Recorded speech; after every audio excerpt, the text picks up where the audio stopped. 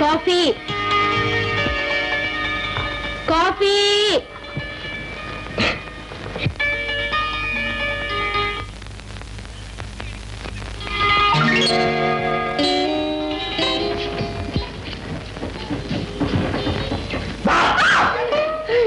என்ன வாழ்ந்தே போயிட்டேன்.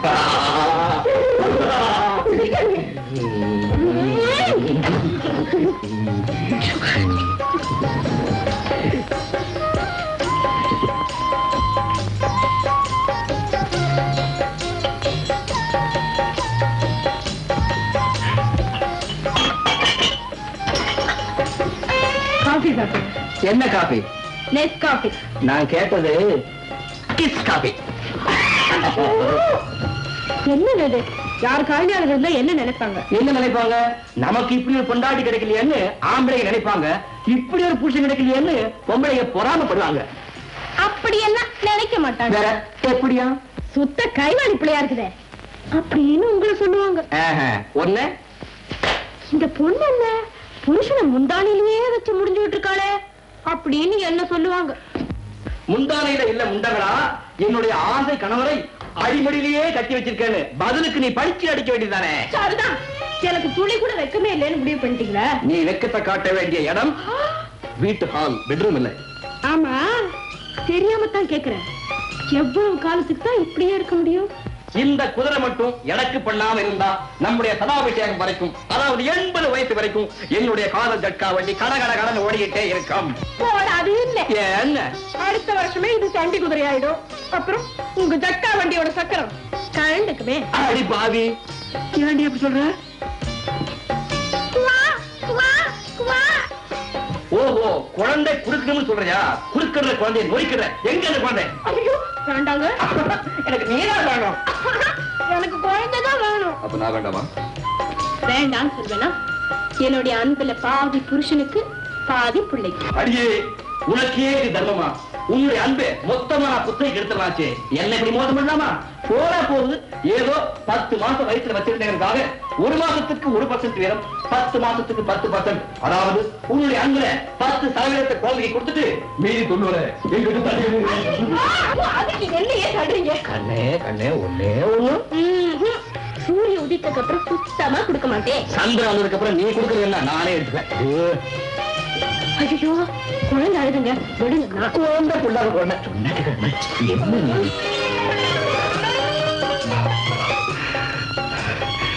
சந்தோஷமா இருக்காங்க.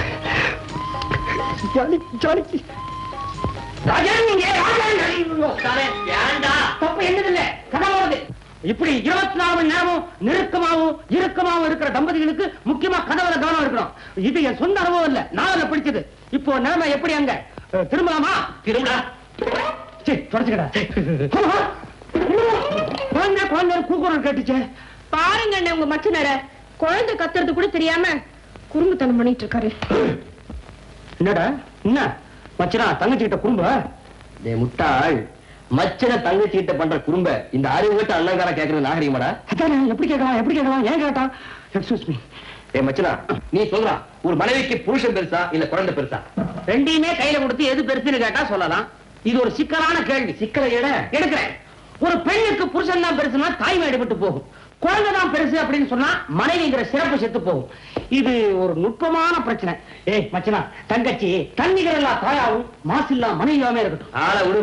ஆமா, திரும்ப குழந்தை சத்தம் கேட்டுச்சுன்னு சொன்ன. நேற்று தானே கல்யாணம் ஆச்சு, அதுக்குள்ள எப்படி தீவிர சாகுபடியா? பிறகு போற குழந்தைய வச்சு ஒரு கற்பனை தகராறு. ஓஹோ, அடுத்த வருஷம் அரங்கேற போற குழந்தை நாடகத்துக்கு இப்பயே ஒத்திக்கியா? நடக்கட்டும். ராமு, டிஃபன் சாப்பிட்டியா? புரியுதுடா. எனக்கு எத்தனையோ நஞ்சிகள் வந்திருக்கு, ஆனா நான் மத்தவங்களுக்கு நஞ்சியா இருக்க மாட்டேன். வரேன். அப்பா ஒழிஞ்சா எங்ககிட்டே கொஞ்ச நேரம் விட மாட்டீங்க. சாப்பிட்டடா, பாத்துடா.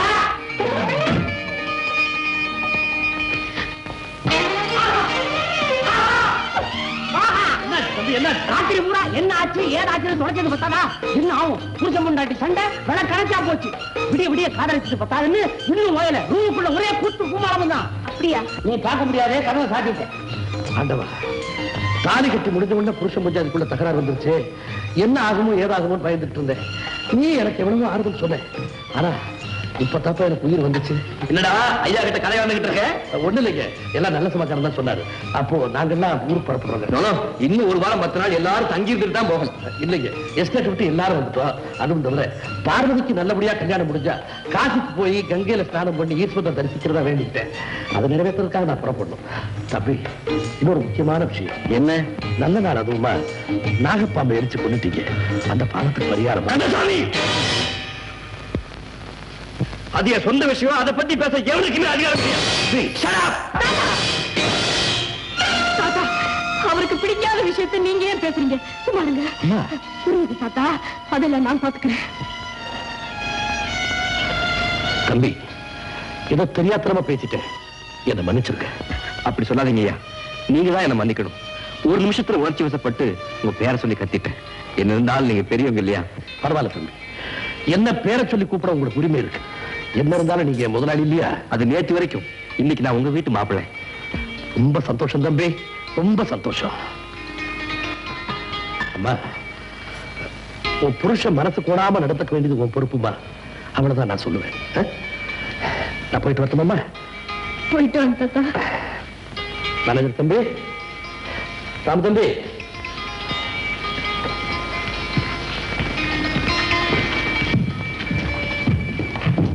தாத்தா சொல்லவே நானும் சொல்றேன்.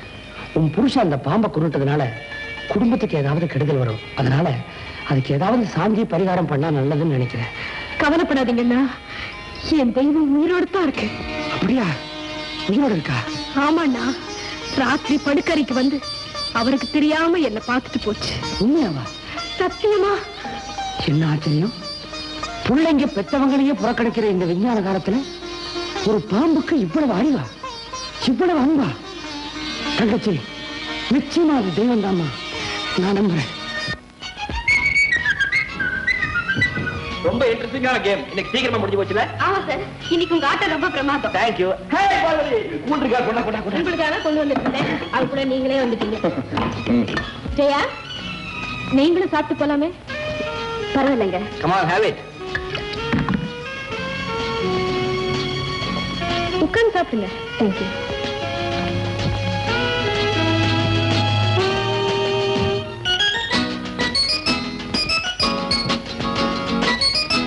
உட்கார் பார்வதி.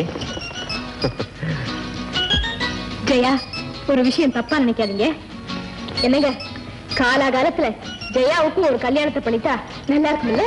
கரெக்ட், நான் நினைச்சேன், நீ சொல்லிட்டேன். மன்னிச்சுக்கோங்க, எனக்கு வேண்டாம். ஏன் கடைசி வரைக்கும் கல்யாணமே செஞ்சுக்காம இருக்க போறீங்களா என்ன? அப்படி இல்லைங்க, எனக்கு வரப்போற புருஷனுக்கு எது பிடிக்கும் எது பிடிக்காதுன்னு கல்யாணத்துக்கு முந்தையே தெரிஞ்சுக்கிட்டா தான் குடும்பத்துல குழப்பம் வராம இருக்கும். ஆமாமா, அது சரிதான். தப்பு. கல்யாணத்துக்கு அப்புறம் கூட கொஞ்ச நாளையே தன் புருஷனை பத்தி மனைவி நல்லா புரிஞ்சுக்க முடியும். புருஷன் சொல்றது சரியோ தப்போ தர்க்கம் பண்ணாம தகராறுக்கு இடம் கொடுக்காம மனைவி கொஞ்சம் விட்டு கொடுத்துட்டா குடும்பத்துல எப்படி குழப்பம் வரும்? என்ன பொறுத்த வரைக்கும் அப்படித்தான். என்னங்க? இதுவும் சரிதான். ஜெயா, மன்னிச்சுக்கோங்க, இப்ப எனக்கு அந்த எண்ணமே இல்லை. நான் வரேன். ஆமா, உங்களை ஒண்ணு கேக்குறேன். என்ன? இந்த ஆட்டத்தை ராகுவன் ஆட மாட்டாரா? உங்க செக்ரட்டரி தான் ஆடணுமா? சந்தேகமா? இதுதான் உலக பொது வியாதியாச்சே, உன்னை மட்டும் விட்டுடுமா என்ன? ஐயோ, தப்புதான் சாமி, என்ன மன்னிச்சிருங்க. வைத்தியா தபாஷ்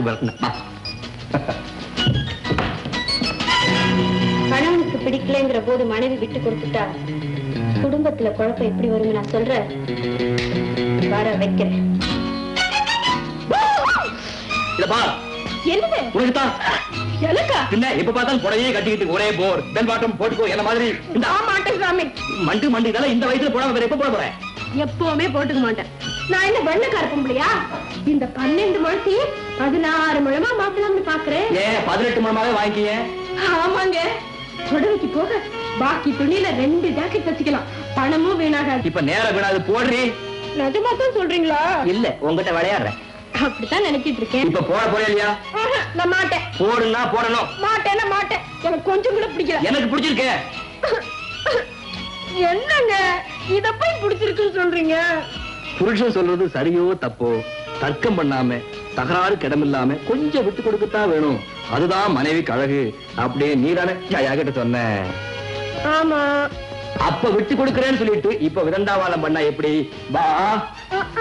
நான் சொன்னதை வச்சு என்னையே மடக்குறீங்களா? மடக்கறணும் அடக்கறணும் படக்குல போட்டுக்கணும். போட தெரியாது விடு, நான் போட்டு விடுறேன். கொடுங்க கொடுங்க.